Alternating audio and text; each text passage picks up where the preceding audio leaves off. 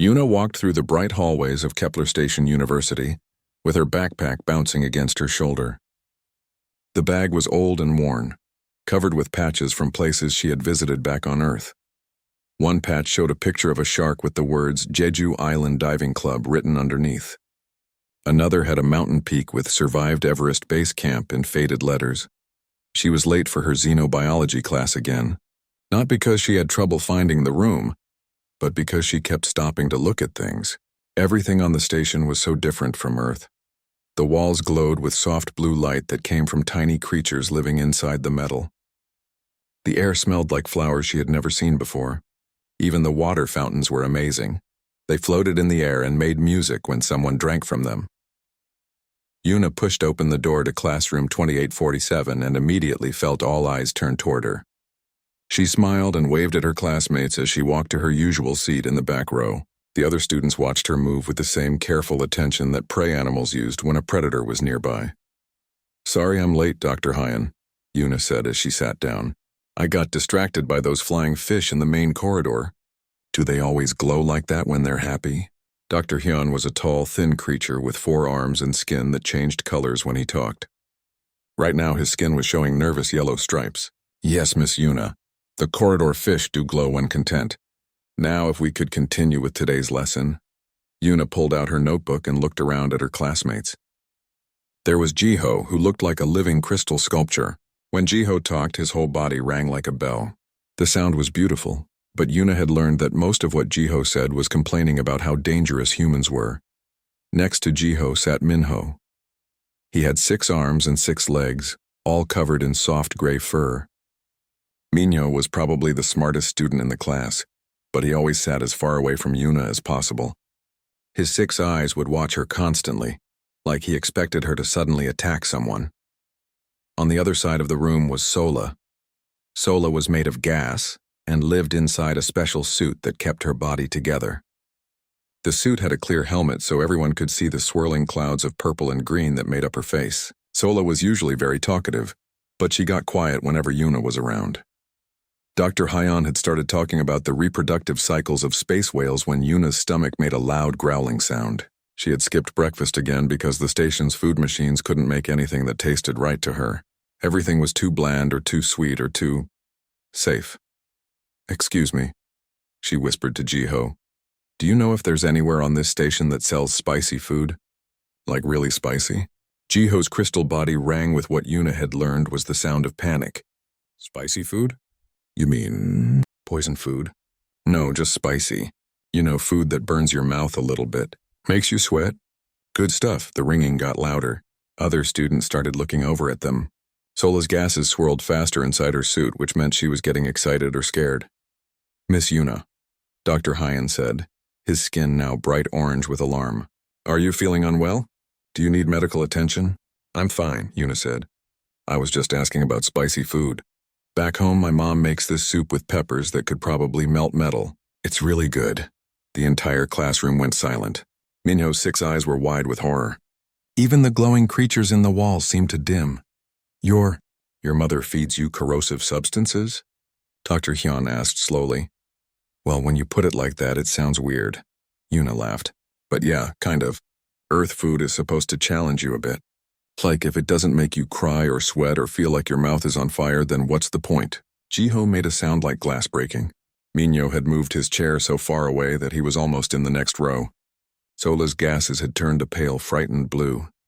"Perhaps," Dr. Hyan said carefully, "we should discuss Earth dietary habits another time. For now, let us return to space whale reproduction." But Yuna was just getting started. She loved talking about home, especially since her classmates seemed so interested in everything about Earth. "Oh, food is just the beginning. Wait until I tell you about Earth weather. Last month, before I came here, we had this great storm. The wind was so strong it picked up cars and threw them around like toys. And the lightning was amazing. It hit the building next to mine 3 times. The weather tried to kill you," Sola whispered through her suit's speakers. "Not tried, it kills people all the time. But that's what makes it exciting. You never know what each day will bring. Earthquake, tornado, blizzard, flood. It keeps life interesting." Minho had now moved to a completely different table. "How does your species survive?" he asked from his new, safer distance. Oh, we're pretty tough, Yuna said proudly. My little sister Nari went camping last year and got chased by a bear. She said it was the best vacation ever. And my friend Taehyun likes to swim with sharks for fun. He's only been bitten twice. The classroom had become so quiet that Yuna could hear the station's air recycling system humming in the walls. Dr. Hyun's skin had turned a sickly green. Color, your friend, Dr. Hyun said slowly, deliberately enters water with predatory creatures that have already attacked him. For enjoyment? Sure. Taehyun says the danger makes it more fun.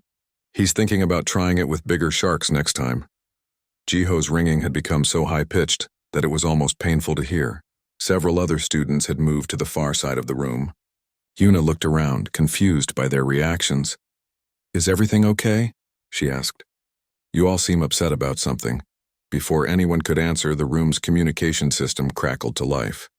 A mechanical voice began speaking in the universal galactic language, but Yuna's translator implant quickly converted it to Korean for her. Attention all station personnel. This is not a drill. Security alert level red.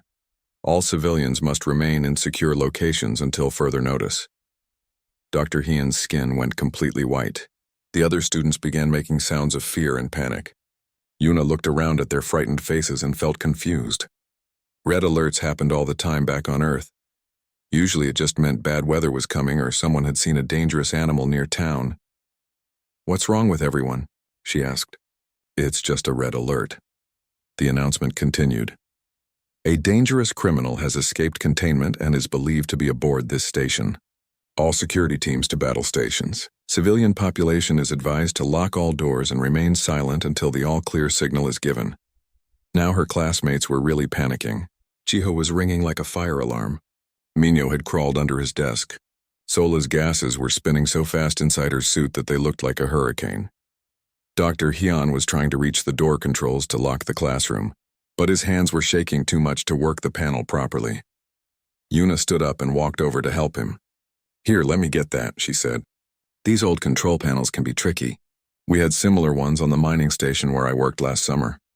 You worked on a mining station? Dr. Hyun whispered. Yeah, it was fun. Dangerous, but fun. Lots of explosions and cave-ins and toxic gas leaks. Nothing too serious, though. I only had to go to the hospital twice. She pressed the right sequence of buttons and the door sealed with a heavy thud. Red emergency lights began flashing throughout the room. There we go, Yuna said cheerfully. Now we just wait for security to handle whatever the problem is. This shouldn't take too long. She walked back to her seat and opened her textbook, completely calm while everyone else in the room looked like they were about to faint from fear. The emergency lights painted everything in shades of red, and somewhere in the distance, alarms were beginning to sound. Yuna hummed softly to herself as she read about space whale mating habits, occasionally looking up to smile at her terrified classmates.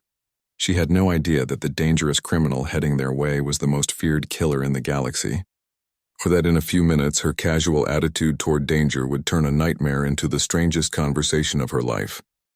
The emergency alarms got louder. Red lights flashed faster across the walls of the classroom. Dr. Hyun had managed to activate the room's emergency shield, a thick metal barrier that slid down over the door.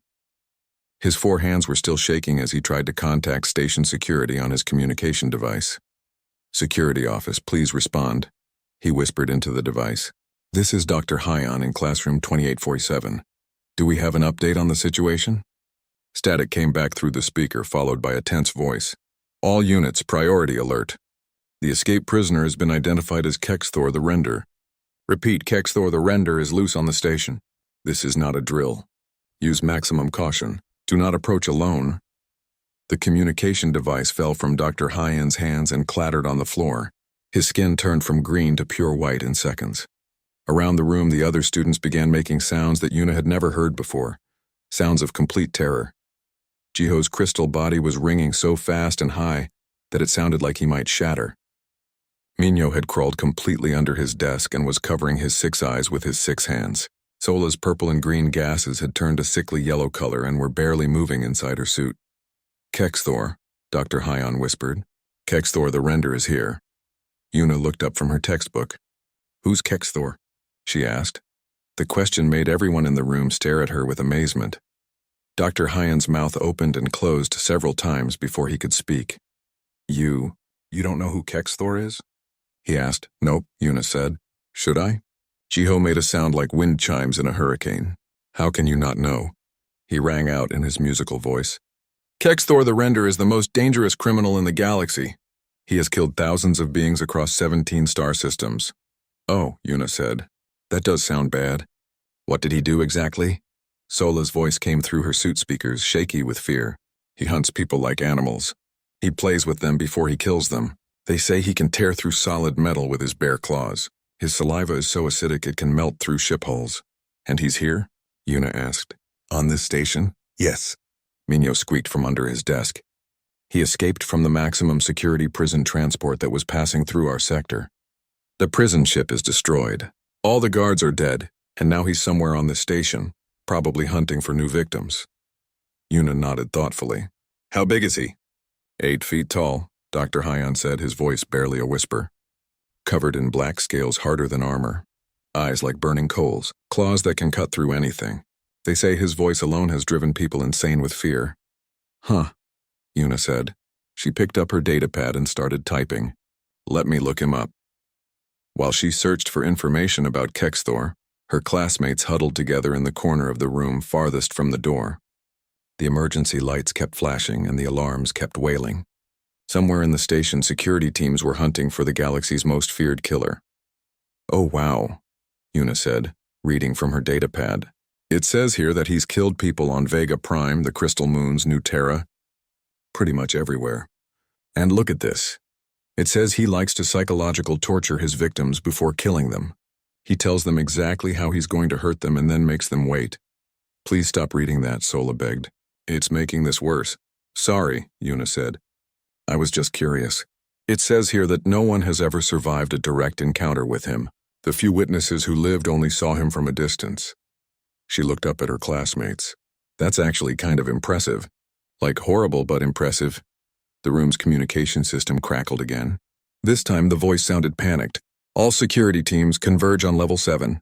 We have reports of Kexthor moving through the civilian sectors. Repeat, he is in the civilian areas. All non-essential personnel should remain locked in secure locations. Level 7, Dr. Hyon said with growing horror. That's this level. He's on this level. Through the thick walls of the classroom, they could hear sounds in the corridor outside. Heavy footsteps. Something metal being torn apart. A sound like claws scraping against walls. Minho started crying. Jiho's ringing became so frantic it was almost painful to listen to. Sola's gases were spinning faster and faster inside her suit. Maybe he'll just walk past, Una suggested. I mean, the door is locked and shielded.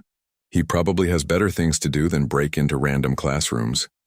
As if in response to her words, something heavy slammed against the door. The entire room shook. The emergency shield that covered the door made a groaning sound as whatever was outside hit it again. He knows we're in here, Dr. Hyon whispered. Slam. The shield cracked. Slam. The crack got bigger. Slam. Part of the shield fell away, revealing the door underneath. Oh, Una said, watching pieces of the emergency barrier fall to the floor. I guess he really wants to come in. The door itself began to bend inward.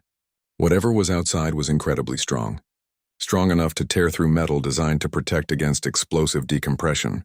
The students pressed themselves against the back wall of the classroom, as far from the door as they could get. Una stood up and walked closer to get a better look. That's actually really impressive, she said. The emergency shields on these stations are supposed to be nearly indestructible. My cousin Dohan works in construction, and he always said these things could stop a meteor. Get away from the door, Dr. Hyun shouted. But before Una could move, the door exploded inward. Metal fragments flew across the room. Smoke and sparks filled the air. And through the smoke, a massive figure stepped into the classroom. Kexthor the Render was exactly as tall as the report said. His black scales caught the red emergency lights and reflected them like mirrors. His claws were longer than Una's fingers and looked sharp enough to cut glass. His eyes glowed like hot coals in his reptilian face. When he opened his mouth to speak, they could see rows of teeth like daggers. When he breathed, small wisps of acidic vapor came out with each exhale. Well, well, Kexthor said in a voice like grinding stone. What do we have here? A classroom full of frightened little creatures all locked up nice and tight for me. The students made sounds of pure terror. Dr. Hyon had collapsed against the wall. Jiho's ringing had become so high-pitched that it was almost beyond hearing. Minho was making small, whimpering sounds from under his desk. Kexthor stepped farther into the room, his claws clicking against the floor. You thought you could hide from me behind your little metal barrier. You thought you were safe. He laughed, and the sound was like rocks falling down a cliff. Nothing is safe from Kexthor the Render. He looked around the room slowly, examining each terrified face. His glowing eyes lingered on each student like he was deciding which one to kill first.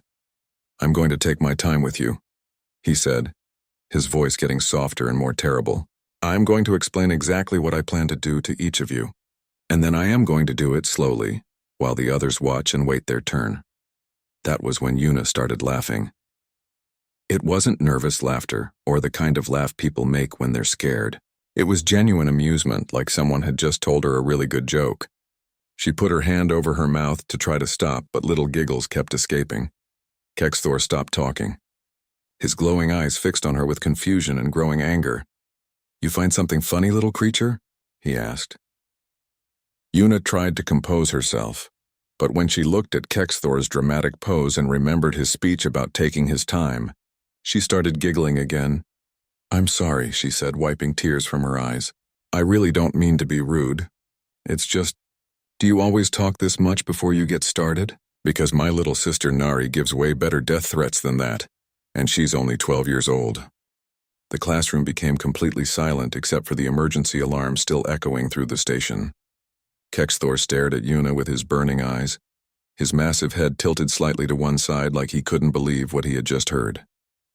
What did you say? He asked, his voice dangerous and low. Yuna was still smiling, though she was trying to be polite about it. I said my little sister gives better death threats.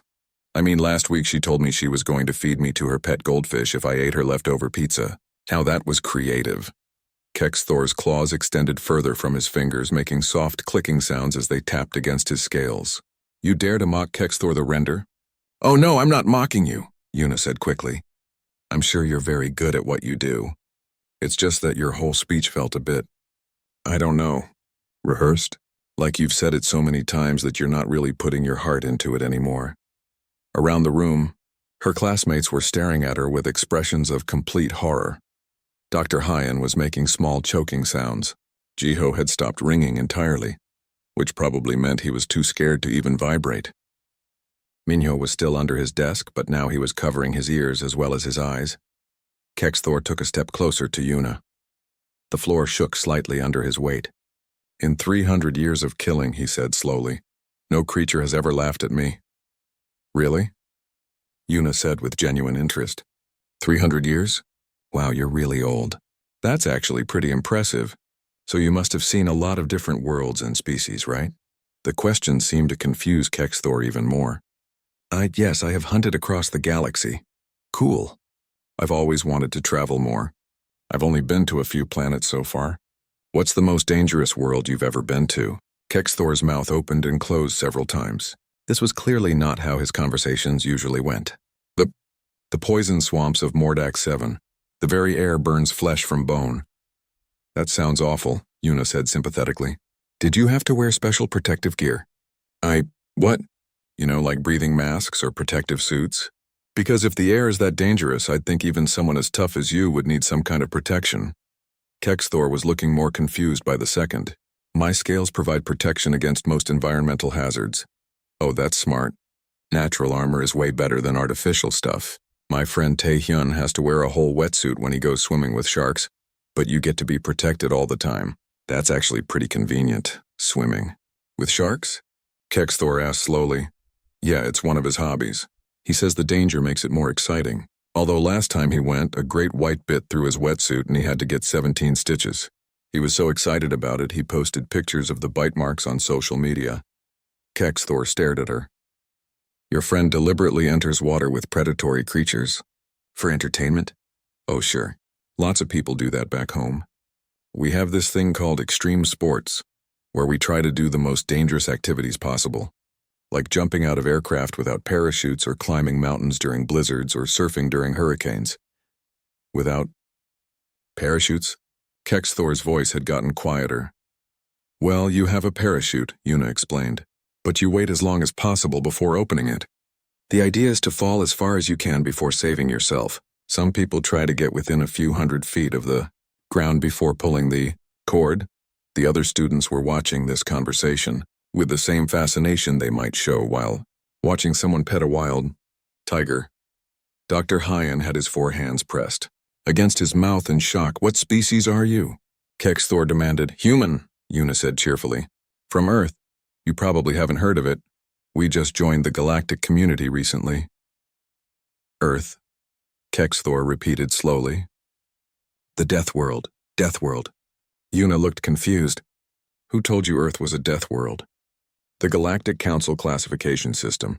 Earth is listed as a Class 12 death world, one of the most dangerous planets in known space." Una started laughing again. "That's hilarious.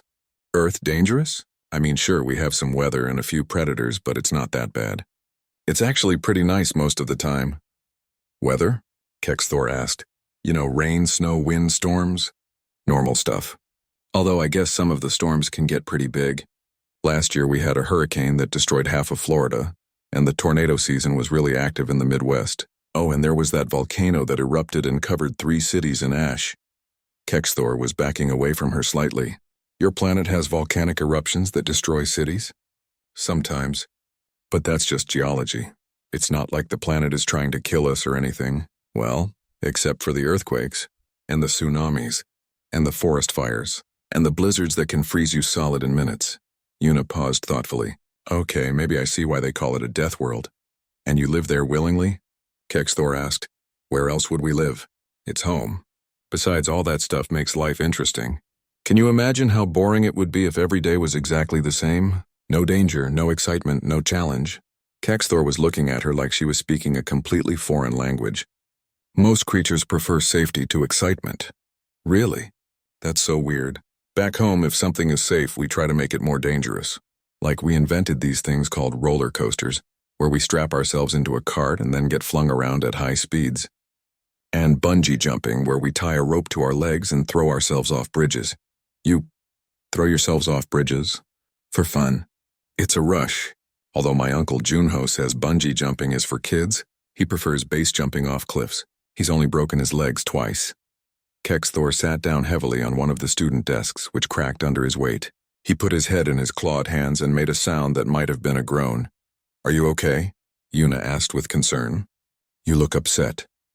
"I am Kexthor the Render," he said, but his voice lacked its earlier confidence. "I am the most feared killer in the galaxy." "I'm sure you are," Una said kindly. "But you seem really stressed about it. Is killing people actually fun for you, or is it more like a job?" "It is. It is what I do. What I have always done. But do you enjoy it? Because honestly, you don't seem very happy. And if you've been doing the same thing for 300 years, I could see how that might get boring."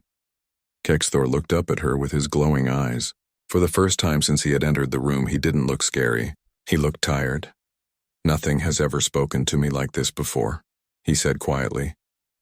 "Like what?" Like I am not the most terrifying thing in the universe." Una thought about this seriously. "Well, you're definitely scary," she said. "I mean, you're huge and you have those cool claws and the glowing eyes are really impressive. But most terrifying thing in the universe? I don't know about that.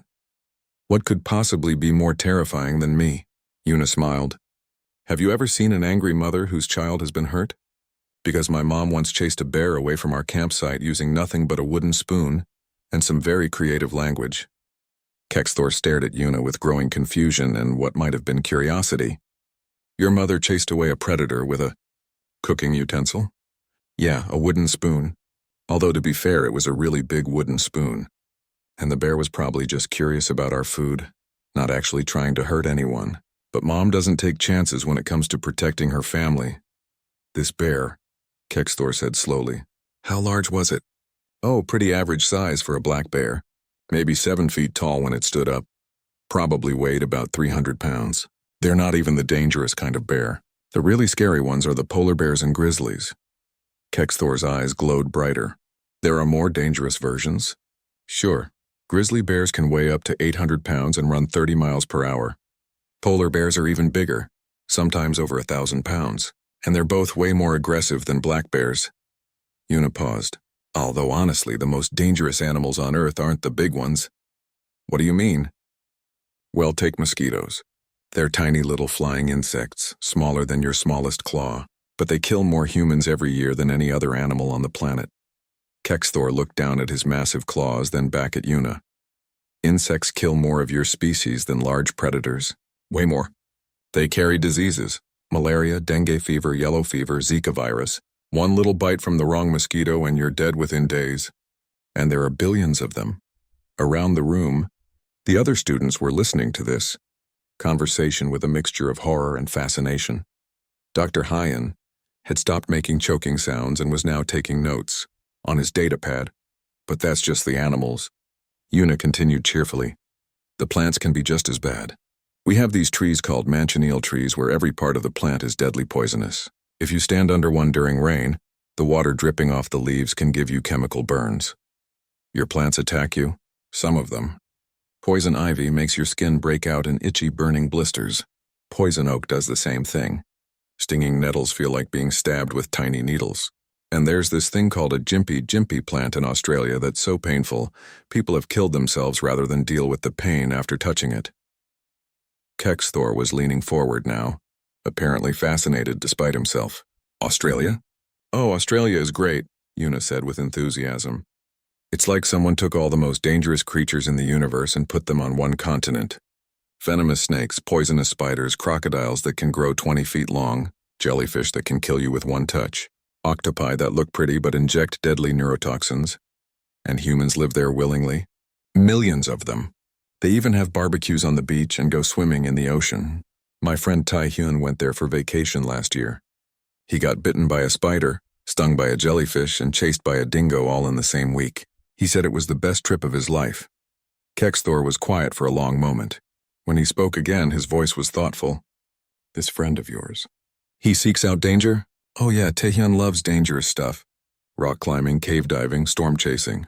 Last month he went whitewater rafting down Class 5 rapids during flood season. The raft flipped 3 times and he lost 2 teeth when he hit a rock, but he's already planning to go back next year. And this is normal behavior for your species? Una shrugged. Pretty normal. I mean, not everyone is as extreme as Taehyun, but most people like a little excitement in their lives. We have this saying, what doesn't kill you makes you stronger. But surely you have safety measures. Protection against these dangers. Some, Una admitted. But a lot of the time we just deal with it. Like my grandmother Eunmi lived through the Korean War, 3 typhoons, 2 earthquakes, and a volcanic eruption. She used to say that if you worry about every little thing that might kill you, you'll never have time to actually live. Kexthor looked around the classroom at the other students, who were still pressed against the far wall in terror.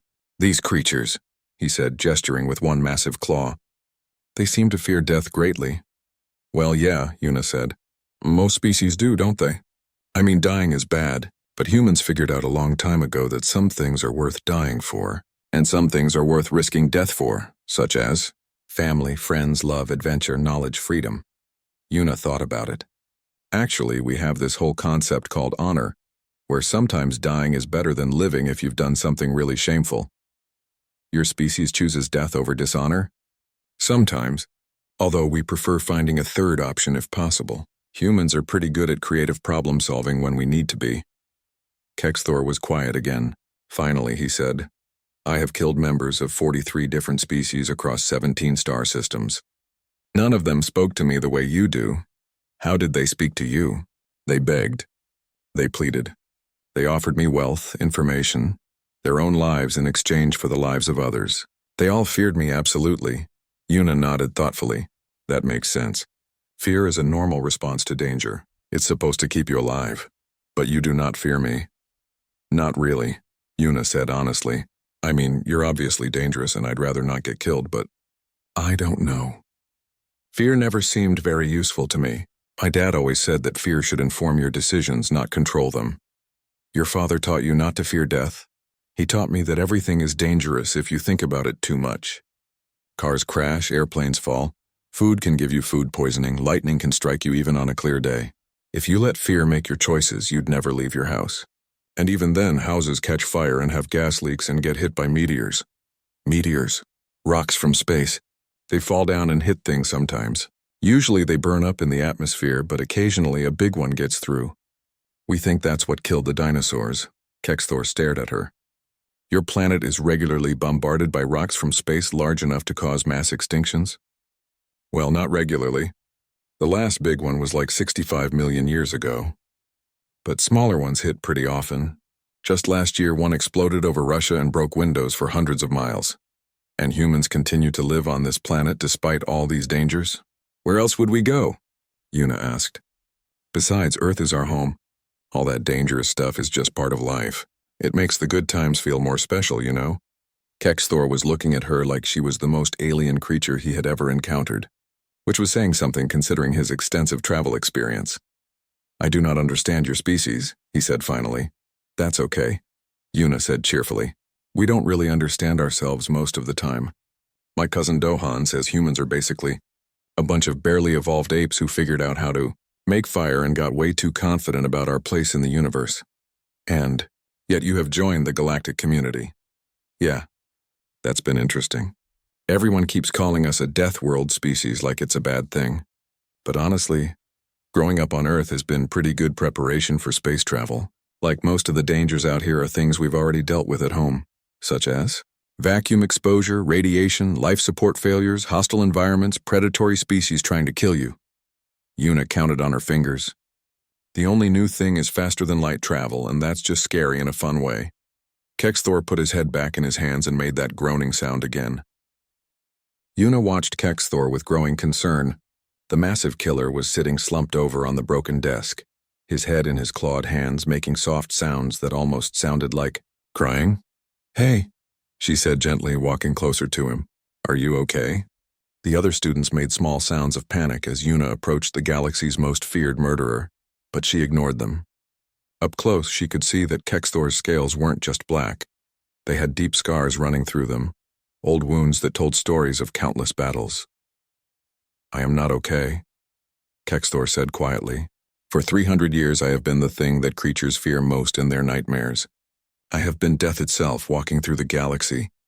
That sounds really lonely, Yuna said with sympathy. Kexthor looked up at her with surprise. Lonely? Well, yeah. If everyone is afraid of you, how do you make friends? How do you have conversations? How do you learn new things or laugh at jokes or, I don't know, just enjoy life? I am a killer, Kexthor said, but his voice lacked conviction. I do not need friends or laughter. Everyone needs friends and laughter, Yuna said firmly. Even my grumpy Uncle Junho has friends, and he once threw a television out the window because it was showing a romantic comedy. Why would he do that? He said love stories were unrealistic and gave people false hope about relationships.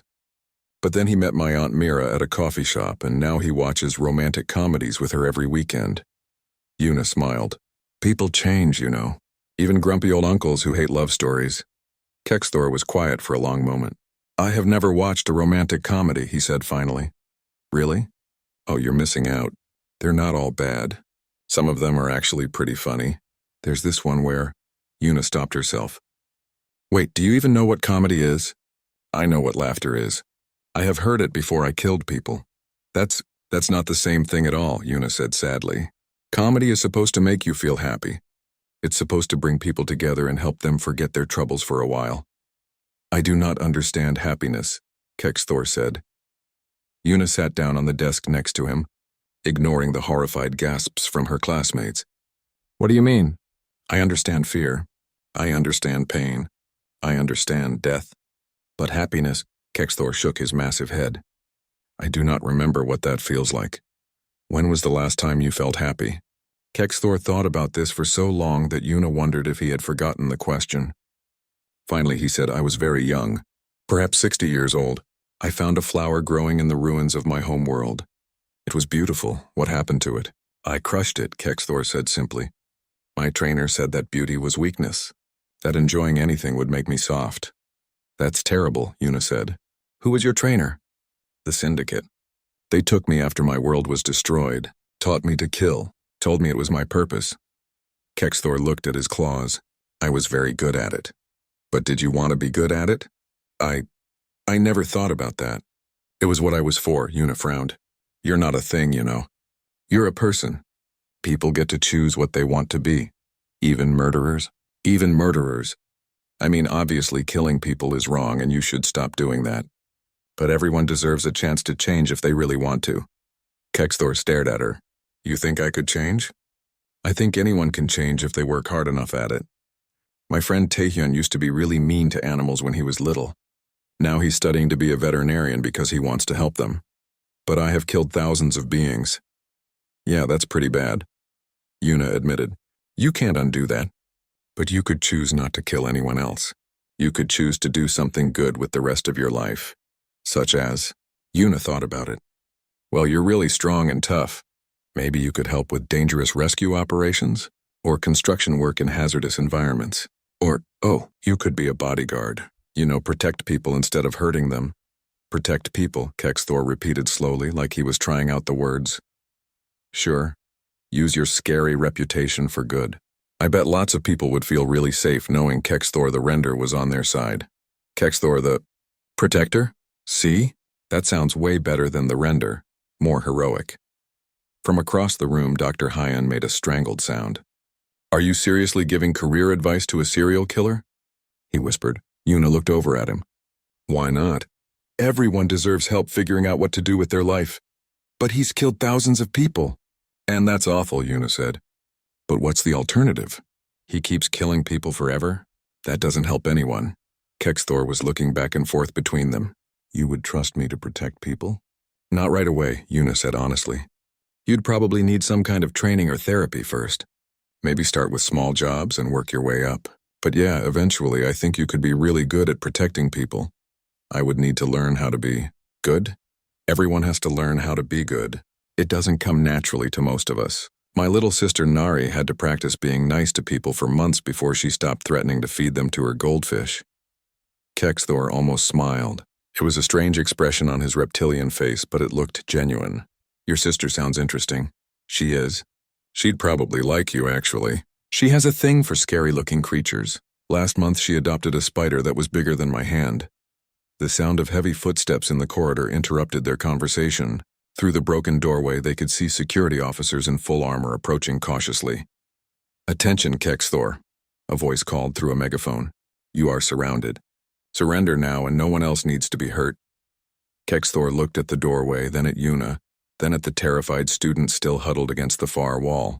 For a moment, his old personality seemed to return. His eyes glowed brighter and his claws extended. Then he looked back at Yuna, who was watching him with calm, trusting eyes. I surrender, he called back to the security officers. The officers sounded confused. You surrender? Yes, Kexthor said, standing up slowly. I am tired of killing. I would like to try something different. Yuna smiled proudly. That's great. This is going to be the start of a whole new life for you. Miss Yuna, Dr. Hyan called weakly from across the room. I think I need to lie down. Oh, sure. Today has been pretty exciting. Yuna stood up and brushed off her pants. Kexthor, do you want me to walk out with you? Moral support? You would do that? Of course. That's what friends do.